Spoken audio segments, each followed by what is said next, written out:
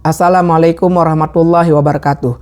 Perjalanan Real Madrid sebagai juara bertahan di Liga Champions musim ini telah berakhir. Dikalahkan 2 kali oleh Arsenal, tandang maupun kandang.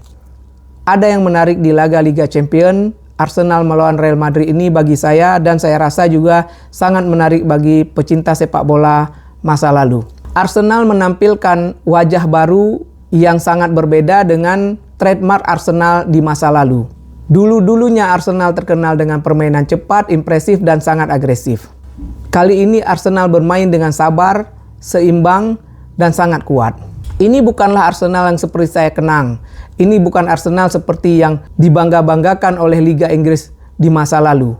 Tapi Arsenal kali ini tampil berbeda. Dan ini bukanlah suatu hal yang memalukan ataupun suatu hal yang menjadi aib bagi Liga Inggris.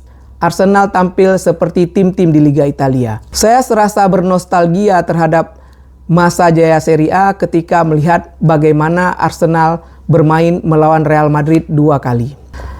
Tim Liga Inggris terkenal dengan kecepatannya, agresivitas, dan menyerang dengan sangat cepat. Kali ini Arsenal tidak melakukan hal-hal seperti itu. Sekali lagi saya katakan, seperti di video saya yang lalu, Arsenal tidak punya kecepatan di depan. Dan ini bukanlah kelemahan Arsenal. Jadi bagi para fan Arsenal, tidak cepat itu bukanlah suatu hal yang memalukan. Tidak cepat itu kali ini bukanlah menjadi kelemahan bagi Arsenal. Tidak punya kecepatan di depan itu sama sekali tidak menunjukkan kelemahan Arsenal di hadapan Real Madrid. Sepak bola bukan hanya tentang kecepatan. Jadi bagi para fan Arsenal ketika saya mengatakan bahwa Arsenal tidak punya kecepatan di depan, ini bukan menghina. Tapi ini adalah gaya baru yang dimainkan oleh sebuah tim Inggris yang terkenal dengan kecepatannya. Dulu Thierry Henry sampai disebut sebagai penyerang yang bisa melakukan serangan seorang diri dengan cepat. Dan banyak pemain-pemain depan cepat yang dilahirkan oleh Arsenal. Tapi tim ini berbeda. Tim ini bermain sangat berbeda dengan Arsenal yang saya kenal dulu. Dan ini bukanlah suatu hal yang memalukan. Ini suatu gaya baru yang harus disambut positif oleh pecinta sepak bola dan mungkin harus disambut dengan baik oleh fan-fan Arsenal. Arsenal memenangkan 2 laga dengan Real Madrid dengan berkelas. Menunjukkan bahwa dia tim yang sangat kuat, menampilkan permainan yang terorganisasi dan sangat kuat. Saya mengatakan saya bisa bernostalgia dengan tim-tim Serie A di masa jayanya. Dulu, sewaktu Serie A sedang jaya-jayanya, lini pertama yang dibicarakan agar dapat memenangkan pertandingan adalah lini tengah. Sekarang kita sudah lupa dengan hal-hal tersebut. Sekarang kita mengenal penyerang-penyerang. Kita membicarakan penyerang. Siapa yang ada penyerang bagus, siapa yang punya penyerang kuat, maka akan berpeluang besar memenangkan pertandingan. Jadi pada masa lalu, tim yang bisa menguasai lapangan tengah adalah tim yang paling berpeluang memenangkan pertandingan. Sampai lahir sebuah istilah, siapa yang bisa menguasai lapangan tengah, dia akan punya peluang yang sangat besar untuk memenangkan pertarungan. Setelah sepak bola berubah menjadi sangat cepat, lini tengah mulai terlupakan. Ini nampak ketika klub-klub besar mulai memainkan 4-4-2 yang meminimkan peran lini tengah. Mereka menyerang dari sisi lapangan. Dan semakin menjadi hilang ketika tim-tim besar mulai mempopulerkan 4-3-3. Mereka membangun serangan dari 2 sayap dan 2 fullback. Arsenal mengalahkan Real Madrid di leg pertama dengan bermain sepak bola yang sangat seimbang. Transisi yang sangat kuat. Perhatian terhadap pertahanan yang sangat intens. Sehingga lini depan Real Madrid seperti tak bisa mendapat bola, tak bisa bergerak, tak bisa berkreasi. Ketika Arsenal mendapatkan bola dan membangun serangan, kita lihat dari contoh paling dekat adalah 2 pertandingan melawan Real Madrid. Mereka membangun serangan dengan hati-hati dan tidak terburu-buru. Dan ini bisa dilakukan jika mereka punya lini tengah yang sangat bagus. Dan kita lihat di leg pertama, Modric dan Camavinga tidak mampu mengalahkan pemain-pemain lini tengah Arsenal. Sehingga Arsenal selalu memenangkan perebutan bola ataupun bola 50-50. Ketika mereka mendapatkan bola, mereka mengatur serangan dengan sangat hati-hati dan perlahan, sehingga mereka pelan-pelan bisa menempatkan banyak pemain Arsenal di lini pertahanan Real Madrid. Permainan yang sabar dan sangat konsentrasi. Ketika bola didapatkan Real Madrid atau serangan Arsenal gagal, para pemain Arsenal secepatnya melakukan transisi ke defense dan sangat cepat. Sangat cepat. Saya katakan dari tim-tim yang lolos ke semifinal Liga Champions, transisi pemain Arsenal lah yang paling cepat. Sehingga Madrid bertemu dengan sekurang-kurangnya 6 atau 7 pemain Arsenal ketika Madrid menyerang. Suatu peragaan sistem skema bertahan yang sangat baik dari Arsenal. Ini adalah faktor kunci Arsenal melaju ke semifinal. Tidak bisa didebat. Lini tengah yang kuat mengalahkan Modric dan Camavinga merebut bola-bola yang melalui area mereka dan membangun serangan dengan sabar dan hati-hati. Membuat Arsenal bisa menempatkan banyak pemainnya di lini pertahanan Real Madrid. Di leg kedua, Madrid sudah berusaha merubah skema dan strategi untuk menghadapi Arsenal. Sehingga mereka tidak menjadi bulan-bulanan dari sistem permainan Arsenal lagi. Seperti yang saya sarankan, Madrid menempatkan Tchouaméni, Valverde untuk mengawal lini tengah, untuk bertarung dengan pemain-pemain Arsenal. Hasilnya, kita lihat bersama. Tchouaméni, Valverde, Bellingham tetap kalah dalam pertarungan melawan pemain-pemain tengah Arsenal. Mereka sangat mudah dipotong, mereka kalah dalam bola 50-50, bahkan ketika pemain tengah Arsenal menguasai bola, pontang-panting Bellingham, Valverde, Tchouaméni untuk merebut bola di kaki mereka. Ini menandakan bahwa kekuatan lini tengah Arsenal, pemain-pemain yang mengisi lini tengah Arsenal memang betul-betul kuat. Dan akibat kegagalan memenangkan pertarungan di lini tengah, Real Madrid kembali tidak menemukan performa permainan yang diharapkan. Padahal Real Madrid sudah berkorban.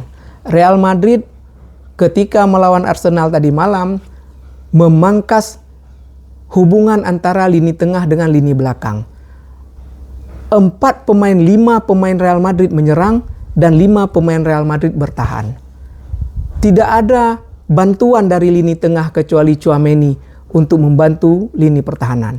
Jadi Real Madrid betul-betul fokus mengejar defisit 3 gol. Tapi karena mereka tidak bisa juga mengalahkan melalui memenangkan pertarungan melawan lini tengah Arsenal, hasilnya tetap sama, tetap gagal. Postur yang identik dengan Liga Inggris, kekuatan yang dibangga-banggakan oleh tim-tim Liga Inggris, ketangguhan, fisik yang besar, mengalahkan skema Real Madrid, mengalahkan strategi Real Madrid. Jadi tadi malam tidak ada jalan untuk Real Madrid bisa mengejar defisit 3 gol. Ditambah lagi bagaimana penampilan lini pertahanan Real Madrid yang memang sangat kacau. Jadi sekali lagi bagi para penggemar Arsenal, saya mengatakan Arsenal tidak punya penyerang cepat. Ini bukanlah hinaan. Ini kenyataan yang terjadi. Karena apakah memang tidak punya individu yang punya kecepatan yang tinggi, ataukah memang Arsenal tidak membutuhkan pemain-pemain yang punya kecepatan untuk menampilkan atau menonjolkan kecepatannya karena skema mereka yang sangat hati-hati dan seimbang ini. Harus kita akui bahwa Arteta membuat wajah Arsenal yang baru dan sangat tangguh. Ini tipikal tim Serie A ketika Serie A masih jaya-jayanya. Tidak banyak penyerang cepat zaman Serie A jaya-jaya, tapi mereka punya lini tengah yang tangguh dan bertahan dengan kemampuan yang sangat baik. Harus kita akui kan, bagaimana transisi 8 atau 7 pemain Arsenal ketika diserang Real Madrid, transisi mereka ke defense sangat cepat. Itu harus diakui. Mau fan Real Madrid, mau fan Arsenal harus mengakui.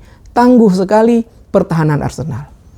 Dan semua kita melihat kan bagaimana pontang-pantingnya lini tengah Real Madrid ketika bertarung dengan lini tengah Arsenal. Dan juga kita harus akui, Arsenal tidak punya kecepatan untuk menghukum Real Madrid. Kalau Arsenal punya kecepatan untuk menghukum Real Madrid, babak pertama Arsenal sudah punya 2 gol.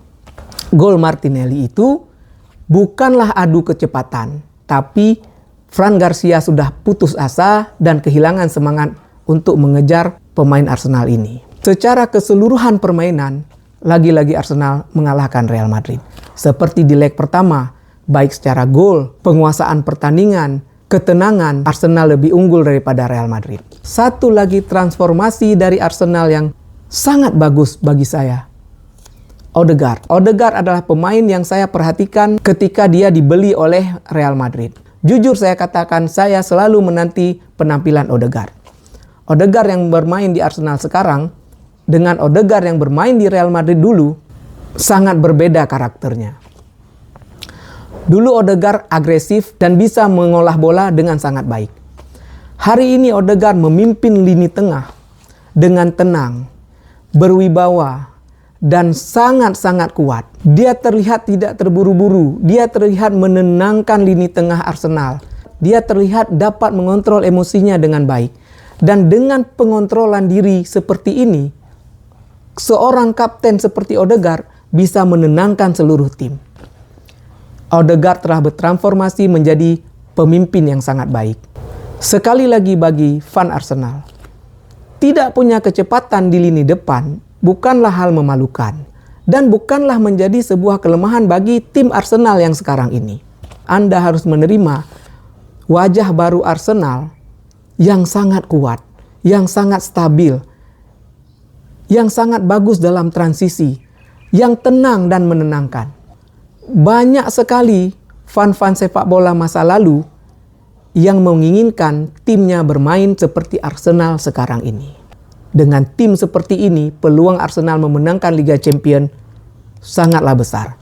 Setelah melihat tim-tim yang tampil di semifinal nanti, saya rasa peluang Arsenal untuk memenangkan Liga Champions cukup terbuka lebar.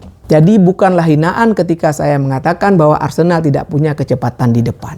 Fan-fan Arsenal harus melihat sisi positif lainnya ketika skema seimbang dan transisi yang cepat kebertahan dijalankan dengan lapangan tengah yang kuat, kecepatan tidak dibutuhkan lagi.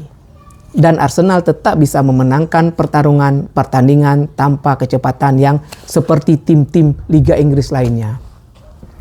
Bagi Real Madrid, Perez harus merubah pola transfernya. Mbappe, Rodrigo, Vinicius adalah penyerang kiri. Kita menumpuk 3 penyerang kiri di lini depan. Lini belakang memang sisa-sisa. Satu-satunya harapan pemain yang bisa tampil sangat baik di lini belakang hanya Milito. Dan Milito cedera. Carvajal cedera. Kita tidak punya fullback. Dan center back kita sedang menurun semua. Alaba menurun. Rudiger menurun. Asensio bukanlah pemain yang berpengalaman yang bisa kita harapkan sekarang ini menjadi pemimpin di lini belakang. Tak bisa dielak lagi, Real Madrid tetap harus membeli fullback dan memperbaiki center back. Lini tengah sudah sangat bagus, tapi karena dia harus berkonsentrasi untuk menyerang bertahan secara total, karena lini belakang yang kurang baik, maka penampilan lini tengah Real Madrid tidaklah sempurna. Ancelotti bukan miskin taktik. Dia sudah mampu membawa tim sejauh ini di La Liga dan Liga Champions dengan materi tim yang tidak seimbang. Saya rasa bagi Real Madrid musim depan, kebijakan transferlah yang menjadi kunci untuk bisa meraih prestasi. Selamat bagi Arsenal. Semoga Real Madrid bisa berbenah. Assalamualaikum warahmatullahi wabarakatuh.